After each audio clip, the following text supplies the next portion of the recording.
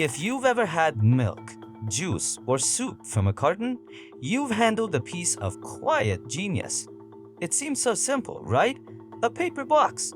But this box solved a problem that had plagued humanity for centuries: how to keep liquid food fresh, safe, and easy to transport without refrigeration. This invention didn't just get rid of heavy, breakable glass bottles. It sparked a global revolution in food distribution, bringing safe nutrition to millions of people for the first time. The story involves a determined inventor who was told his idea was impossible, a flash of inspiration from a sausage machine, and a simple geometric fold that built a multi-billion-dollar empire. This is the unseen story of the box that changed how the world drinks.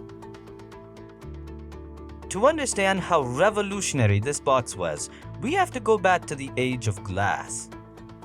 For the first half of the 20th century, milk was a local product. It came from nearby farms and was delivered daily in heavy, fragile, reusable glass bottles.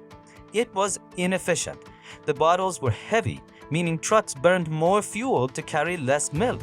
They had to be collected, washed, and sterilized, which was a costly and energy-intensive process. And most importantly, the milk inside had a very short shelf life, even with pasteurization. You needed a fridge, and you needed to drink it fast. This system was impossible for remote communities or countries with limited access to refrigeration. The world needed a better package. And the man who would create it was a Swede named Reuben Rausing. Rausing wasn't a dairy farmer. He was a packaging expert. He'd studied in America in the 1920s and was mesmerized by the new self-service grocery stores. He saw that the future was in pre-packaged consumer goods. He returned to Sweden and started a packaging company, but he was obsessed with one big idea: finding a cheap, hygienic, and lightweight alternative to the glass milk bottle. He dreamed of a disposable carton. The problem was how to make it work. His key insight was that trying to make pre-formed empty boxes and then fill them was inefficient. The secret, he believed, was to form, fill, and seal the package in one continuous process using a roll of packaging material. He envisioned a machine that would take a flat roll of paper, form it into a tube, fill it with milk, and then seal it below the level of the liquid. But how do you seal a tube full of liquid into a sensible shape? The legend says the answer came to his wife, Elizabeth, from a very unusual source: making sausages. She watched how a sausage machine fills a long tube of casing and then twists it at intervals to create individual links. That was the aha moment. You could seal the tube of milk at two different angles, creating a chain of sealed packages that could then be cut apart. What shape would that create? A tetrahedron, a perfect four-sided pyramid. It was a work of geometric genius. The tetrahedron shape used the absolute minimum amount of material possible to hold a given volume. It was strong, stable, and had no empty headspace, which helped to preserve the milk. In 1944, Rausing tasked his lab, led by the brilliant engineer Eric Wallenberg, to build the machine. It was a massive challenge. After many failures, they finally developed a working prototype. In 1951, they founded a new company to sell their invention. They called it Tetra Pak. The first Tetra Classic cartons hit the shelves in Sweden in 1952. At first, people were skeptical. They were used to bottles. This weird paper pyramid, could you trust it? But it was cheaper, lighter, and unbreakable. Retailers loved it because it was so efficient to transport and store. Slowly but surely, the tetrahedron began to conquer the dairy aisle. But this was just Act 1 of the revolution. The shape was clever, but the milk inside still had to be refrigerated and had a limited shelf life. The true world-changing innovation was yet to come. It was called aseptic technology. Regular pasteurization heats milk to kill most, but not all, bacteria. It slows spoilage, but it doesn't stop it. The holy grail of food preservation was UHT, or ultra-high temperature processing. This involves flash heating the liquid to a very high temperature for just a few seconds, killing all microorganisms. But UHT-treated milk was useless if you then put it into a non-sterile package. The challenge was to sterilize the packaging material and fill it with the sterile liquid in a completely sterile environment.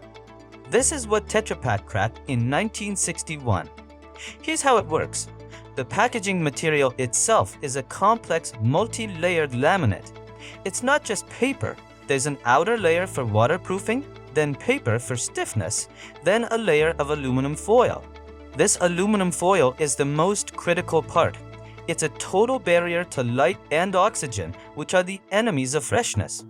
Then there are more layers on the inside to bond the foil and provide a safe, food-grade surface.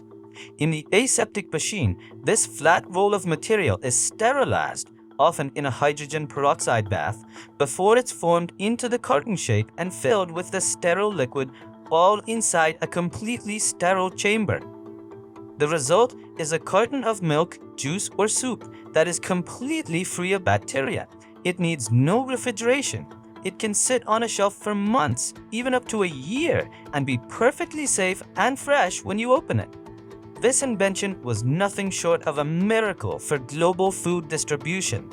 Suddenly, you could ship milk to places that had never had access to it before.